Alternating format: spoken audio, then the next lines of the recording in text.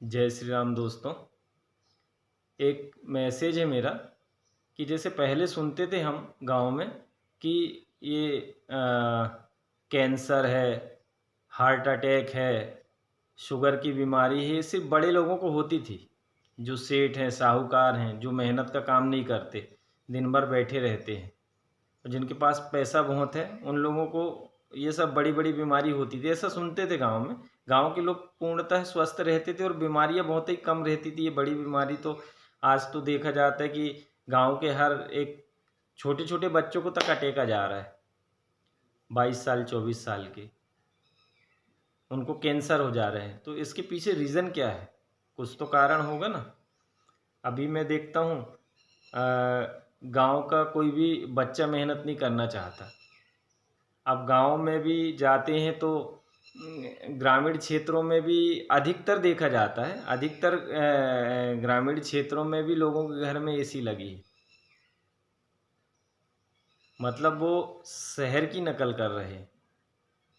अब गांव में इतनी आवश्यकता रहती नहीं है एसी की। ठीक है, महानगरों में ठीक है कि वहाँ प्रदूषण बहुत है, दूषित वायु है, गर्मी बहुत ज़्यादा है, तो वो लोग एसी लगा रहे हैं। अब गांव के लोगों को क्या आवश्यकता आ गई कि उनको एसी की ज़रूरत पड़ने लगी?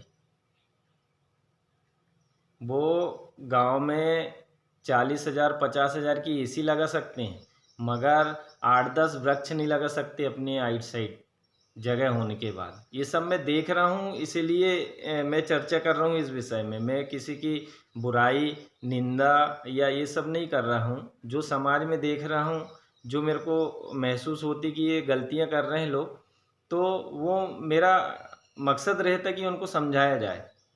तो आज देख रहे हैं गांव के बच्चे कोई भी काम नहीं करना चाहता, बहुत ज़्यादा अलाल हो गए हैं। इवन पेरेंट्स ही उनको गलत शिक्षा दे रहे हैं ना। आपके बच्चे यदि घर में एसी लगवा रहे हैं तो आपको समझाना चाहिए कि बेटा गांव में एसी की क्या ज़रूरत है।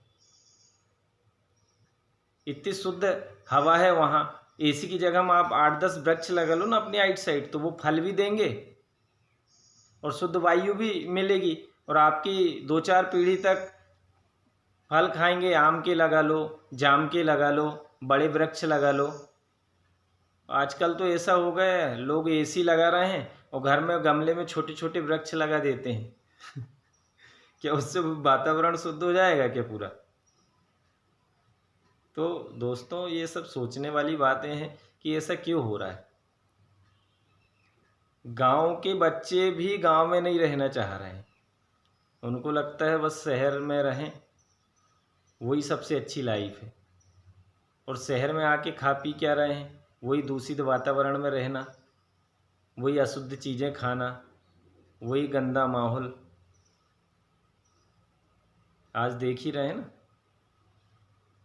बच्चे जो बिगड़ रहे हैं उसका कुछ तो रीज़न होगा।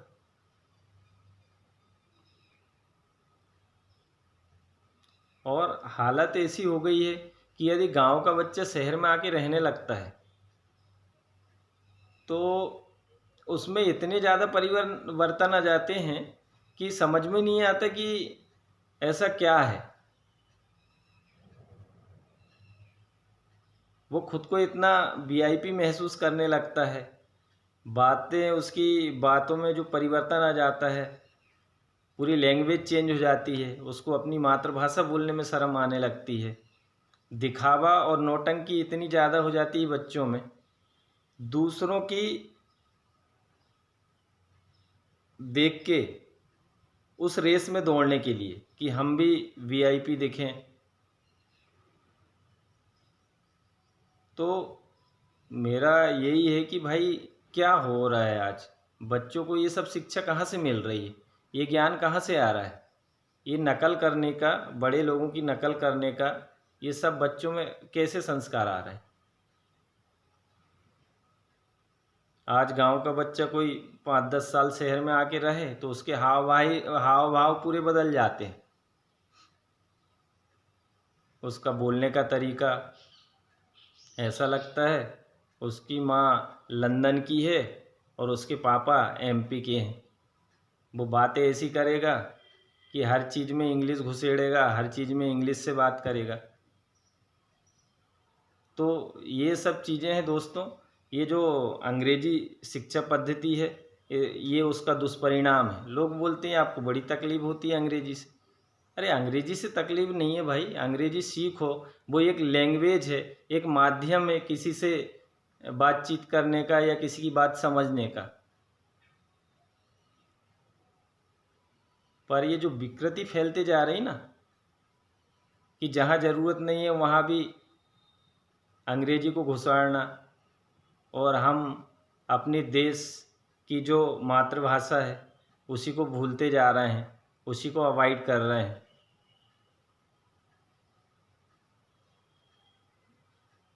तो ये सब दुष्परिणाम है उसके।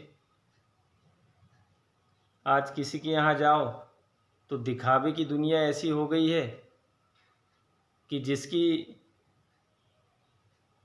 व्यवस्था नहीं है, जिसकी उतनी इनकम नहीं है, वो भी दूसरे अपने दोस्त को देख के या दूसरे लोगों को देखते हुए शानो शौकत के लिए इतना कर्जा ले रहे हैं और पूरी ज़िंदगी परेशानी में निकाल दे रहे हैं कर्जा पटाते पटाते।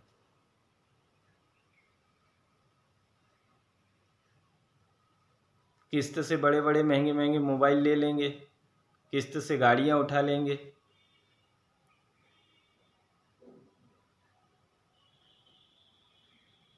और फिर क्या रहता है, उनकी ज़िंदगी ख़त्म हो जाती है। उनके बच्चे जैसे हुए बड़े, फिर उनका खर्चा, ये किस्तों का कर्जा, इस बोझ में उसकी पूरी ज़िंदगी ख़त्म हो जाती है। ये सोचने वाली बात है ना, वो ज़िंदगी जी कहाँ रहा है। सिर्फ दूसरों के सामने इम्प्रेशन दिखाने के चक्कर में लोग अपनी लाइफ पूरी ख़त्म कर ले रहे हैं।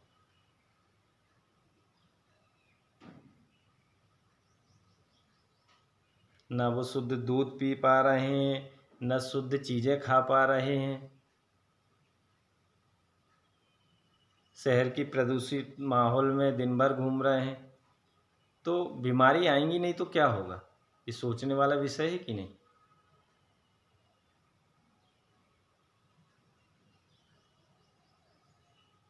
तो दोस्तों मेरा यही रहता है कि भाई इन सब चीज़ों को हमको समझना पड़ेगा ना।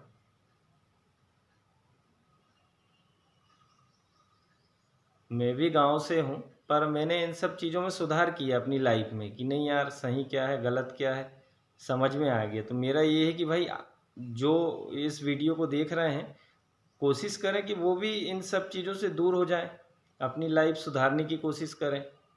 अच्छी लाइफ जीने के लिए बहुत ज़्यादा पैसे की ज़रूरत नहीं होती है। हाँ, दिखावा करने के लिए बहुत ज़्यादा पैसे की ज़रूरत होती है। नहीं तो आदमी कम पैसे में भी सुखी जीवन जी सकता है और श्रेष्ठ कार्य करते हुए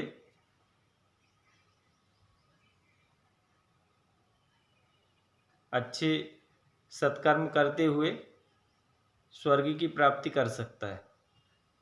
ऐसा रहता तो स्वर्ग में सब पैसे वालों की ही भीड़ रहती ना, यदि पैसे वालों को ही स्वर्ग मिलता तो।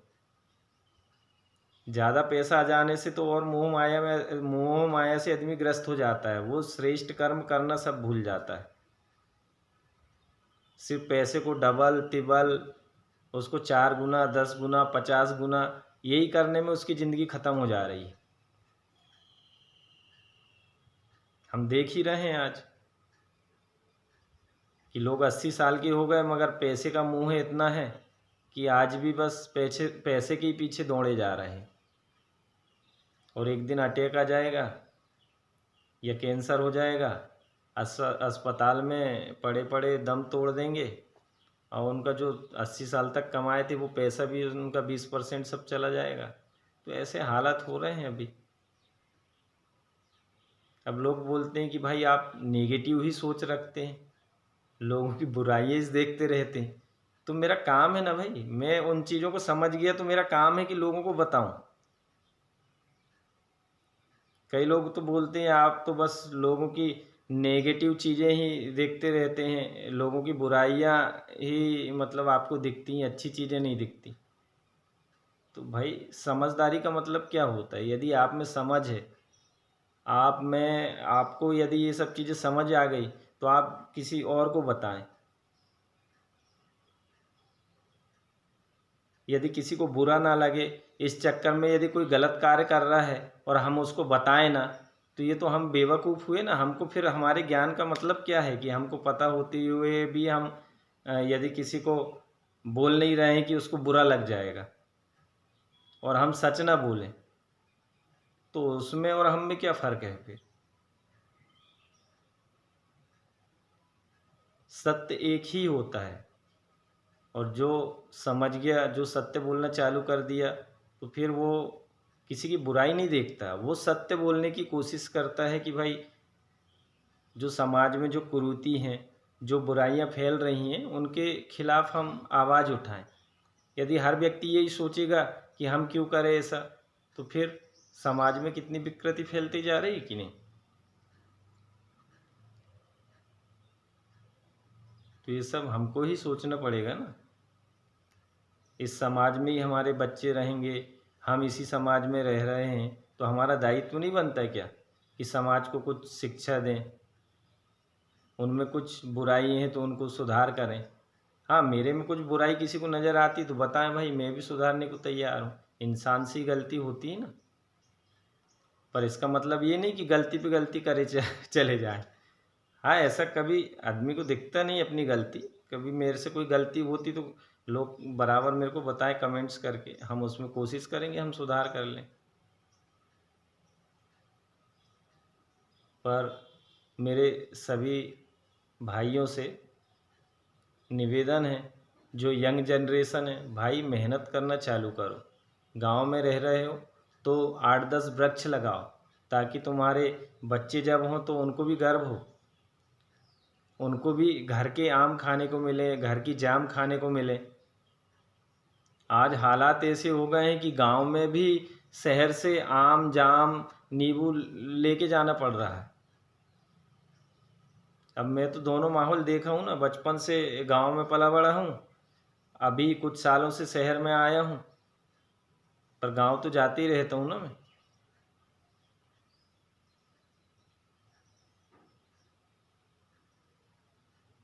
और जितनी आवश्यकता है भोग विलासिता की चीज़ों की, कोशिश करें कि ज़्यादा भोगी ना बने। अब जैसे गांव में एसी की ज़रूरत है नहीं, अब किसी को देखते हुए आप एसी लगवा रहे हैं घर में, तो उसका दुष्परिणाम भोगना ही पड़ेगा ना आपको। आपका शरीर कमज़ोर हो जाएगा। शुद्ध हवा में ना रह के आप एसी की हवा में रहने की क्या ज़रूरत है आपको। आप अपनी बॉडी को कमज़ोर कर रहे हैं ना, फिर बीमारी होगी आपको, आपकी शरीर कमज़ोर रहेगा। देख ही रहे हैं जो एसी में रहते हैं, वो 10 मिनट उनको धूप में खड़ा कर दो, उनकी हालत ख़राब हो जाती। कभी देश में कोई विपत्ति आ गई, कोई आपदा आ गई, तो ऐसे लोगों से क्या उम्मीद कर सकते हो कि ये कभी देश के काम आएंगे। जो खुद का नहीं कर सकते, खुद के लिए कुछ नहीं कर सकते, उनसे क्या उम्मीद रखेंगे कि वो देश के कुछ काम आएंगे। इसीलिए माताओं से निवेदन है कि भाई अपने बच्चों को मजबूत बनाएं।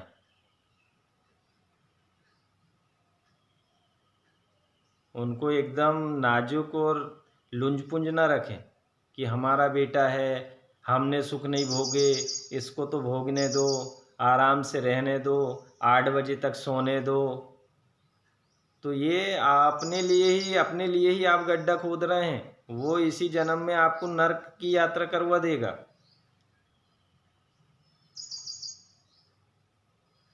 आज हर माँ बाप चाहते हैं कि श्रवण कुमार जैसा बेटा हो, पर हमारे यहाँ ना हो, पड़ोस वाले के यहाँ हो। हमारे यहाँ तो कोई इंजीनियर, डॉक्टर, कोई साइंटिस्ट पैदा हो जो जॉब करे और बस पैसा पहुँचाते रहे घर में, और हम भोग विलासिता की ज़िंदगी जीते रहें। यही सोचते हैं ना माँ बाप। तो फिर ये उम्मीद मत रखो कि बुढ़ापे में आपका बेटा आपकी सुनेगा। वो पैसा पहुँचाते रहेगा, फिर आप इधर मरेंगे, आप बीमार हो जाएंगे, तो वो सेवा करने नहीं आएगा। सेवा कौन करेगा? यदि आप चाहेंगे कि आपके यहाँ श्रवण कुमार पैदा हो, तो वो आपकी सेवा करेगा। तो इसीलिए सबसे निवेदन है, ये सब चीज़ों को यदि सुन रहे हैं तो उनको समझने की कोशिश करें कि ये गलतियां अपन ना करें।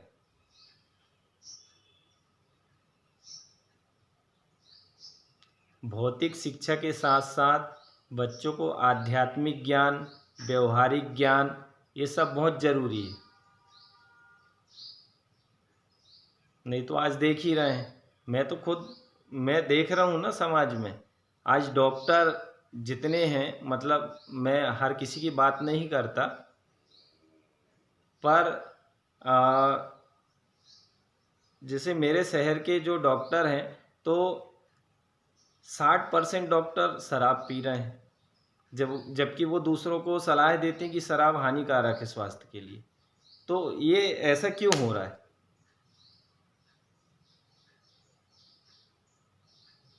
क्योंकि उन्होंने सिर्फ शिक्षा ग्रहण की, पर आध्यात्मिक और व्यवहारिक ज्ञान नहीं है उनमें। यदि आपको पता है कि शराब पीने से, शराब लीवर किडनी के लिए हानिकारक है, तो फिर 60% ये जो डॉक्टर शराब पीते हैं वो क्या है? या तो फिर उनको फर्जी डिग्री मिल गई है, या फिर उनको आध्यात्मिक ज्ञान नहीं है। और ये मैं ऐसे ही मन से नहीं बोल रहा हूँ।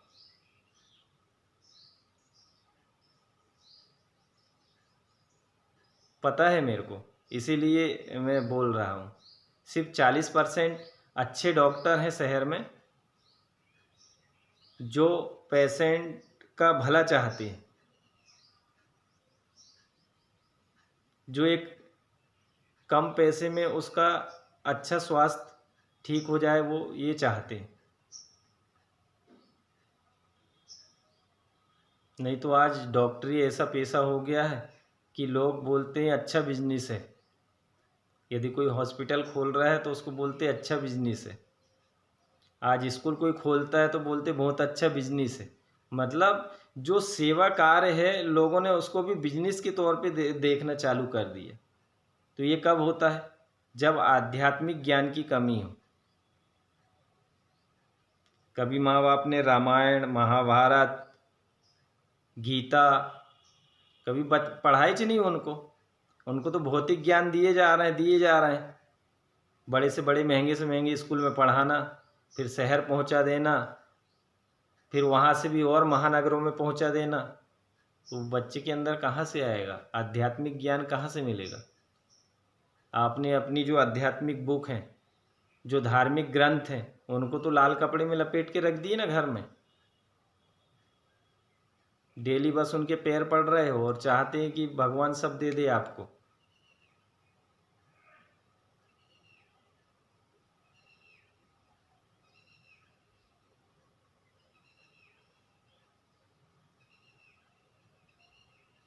तो ये सोचने का विषय है। यदि कोई वीडियो देखता है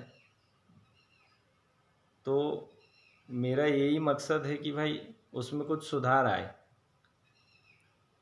यदि 10 लोग देख रहे हैं, 2 ने भी अपनी लाइफ में कुछ परिवर्तन ला लिए, छोटा भी, तो धन्य हैं हम कोई अपनी शक्ल दिखाने के लिए वीडियो थोड़ी बनाते।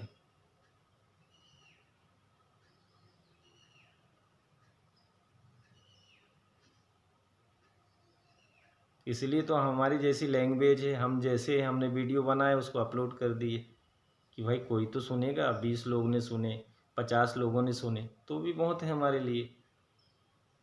हमारा यही धर्म है।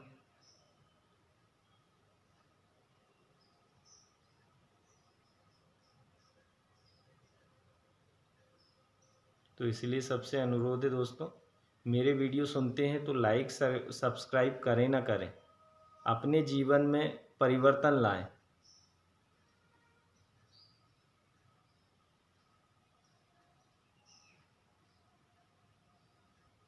महात्माओं के ज़्यादा से ज़्यादा सत्संग सुने। आजकल तो इतनी बेवकूफ़ी चल रही है कि महात्माओं के वो शॉर्ट्स बस देखते हैं लोग। 1 घंटे का पूरा सत्संग नहीं सुनेंगे कि वो क्या बोल रहे हैं, किस विषय में बोल रहे हैं, और शॉर्ट्स देखते हैं और उसमें भी अपने काम की चीज़ उसमें से बीच में से कटिंग करके और रख लेते सेव करके कि किसी महात्मा ने बोल दिया कि हमेशा आनंद में रहना चाहिए, मौज मस्ती करो ज़िंदगी में, तो उसको शॉर्ट वो वीडियो को रख लेंगे।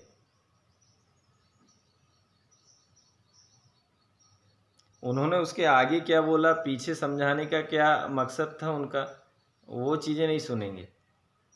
तो ये बेवकूफ़ी बहुत चल रही है।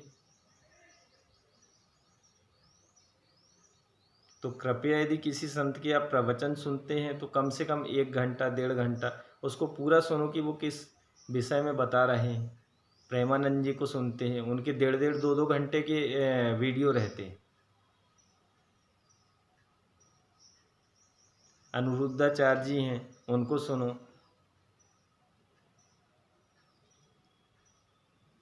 देवराहा बाबा के शिष्य हैं छोटे सरकार बड़े सरकार, उनके वीडियो सुनो।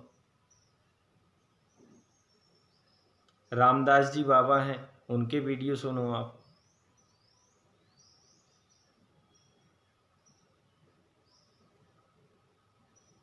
तो निश्चित है यदि आप 1 घंटा उनको सुनेंगे तो परिवर्तन होगा आपके अंदर भी।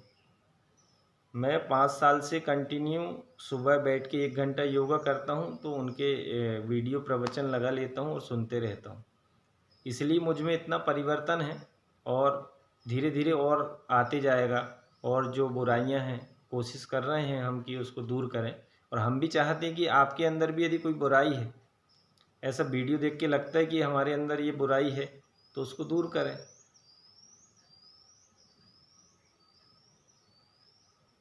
कोई भी व्यक्ति पूर्ण नहीं होता, बुराइयां हर इंसान के अंदर रहती हैं, पर इसका मतलब ये नहीं कि बुराइयों का पुतला बन जाए हम।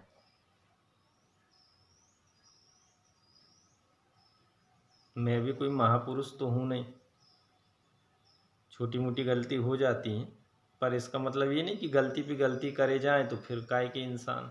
फिर जानवर और इंसानों में क्या फ़र्क रहेगा? जानवर तो भी अच्छे हैं। आज जानवर ऐसी कोई गलती नहीं कर रहे हैं जिससे वातावरण प्रदूषित हो। हमारे जो 5 तत्व हैं, जल अग्नि वायु आकाश पृथ्वी, इनको दूषित करें वो हमेशा साफ़ सुथरा रखते हैं। आप जंगल चले जाओ, इतना आनंद मिलता है, ऐसा लगता है यहीं रहते। और जहाँ मनुष्य रहता है वहाँ चले जाओ, कहाँ आनंद आता है? आप खुद सोचो ना। जहाँ हरे भरे पेड़ हैं, जंगल है, जहाँ जानवर रह रहे हैं, वहाँ ज़्यादा अच्छा लगता है कि जहाँ मनुष्य रह रहे हैं? हर व्यक्ति घूमने वहीं जाता शांति की तलाश में, कि जहाँ पेड़ पौधे हों, शुद्ध वायु हो।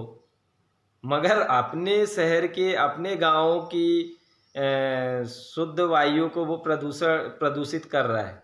उसको इतनी अकल नहीं है कि यहीं हम पेड़ लगा के पूरे गांव के लोग मिलें, एक समिति बनाएं, बड़े बड़े वृक्ष लगाएं फलदार, तो हमारा गांव ही दूसरे लोग घूमने आएंगे, ऐसा बना ले।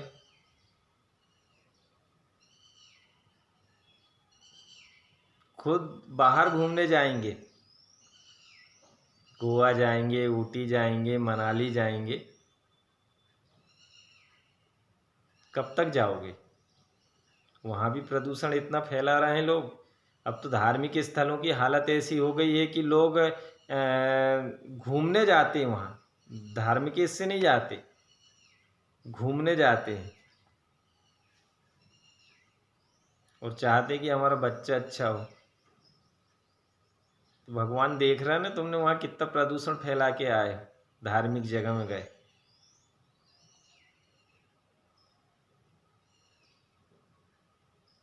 5 स्टार होटल में रुकेंगे, वहाँ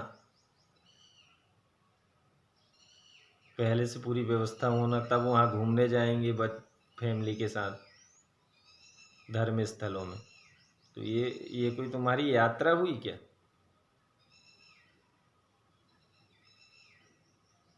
तो उसी का दुष्परिणाम है कि बच्चे भी वैसे ही हो रहे हैं फिर, दुष्ट प्रवृत्ति के। तो ये सब चीज़ें समझने की बातें हैं कि इंसान इतना पढ़ा लिखा होने के बाद, पहले के लोग तो कम पढ़े लिखे थे, समझ में आता था, तब भी उन्होंने वातावरण को इतना दूषित नहीं किया। पहले हमारे पूर्वज को देखे हमने कि घर के सामने एक दो पेड़ लगे रहते थे हर घर के सामने। मेड़े गांव की इतनी चौड़ी होती थी, जो खेत की मेड़ रहती है वो 50-50 फीट की रहती थी। गोवंश चरे उसमें, इसके लिए उसमें पूरे पेड़ लगे रहते थे। अब मनुष्य ने जब से शिक्षा हासिल की, ये भौतिक शिक्षा जब से चालू हुई है नई जनरेशन ने, उन्होंने सोचा कि अरे इतनी चौड़ी मेड़ है, इसमें फसल होती है इतनी, इसको हटाओ। वो 50-60 फीट की मेड़ को उन्होंने 10 फीट 12 फीट की बचने दी कि ट्रैक्टर बस आना जाना चाहिए, बाकी सब खत्म कर दिए, पूरे पेड़ काट दिए। किस लिए किए आपने ये सब? कि वो आप 20 फीट जगह में अनाज उत्पन्न कर सकें पेस्टिसाइड डाल के। फिर क्या होगा उससे? बोले वहाँ 5 क्विंटल गेहूँ ज़्यादा हुई हमारी। फिर क्या किए? वो 5 क्विंटल गेहूँ बेच के कितना पैसा आ गया? 15,000 रुपया। और फिर बोले एक बार बीमार हो गए तो डॉक्टर को ले जाके कितने दे दिए आपने? 2 लाख रुपया। गए ना आपका 5 साल का वो वहाँ की कमाई। तो लोग समझ नहीं पा रहे हैं कि गलती कहाँ हो रही। उनको लगता है कि अभी तो इतनी जगह में 4 क्विंटल गेहूँ होगा, 5 क्विंटल गेहूँ होगा, झाड़ को काट दो सिर्फ पैसे के लिए। दवाइयाँ क्यों डाल रहे हैं लोग?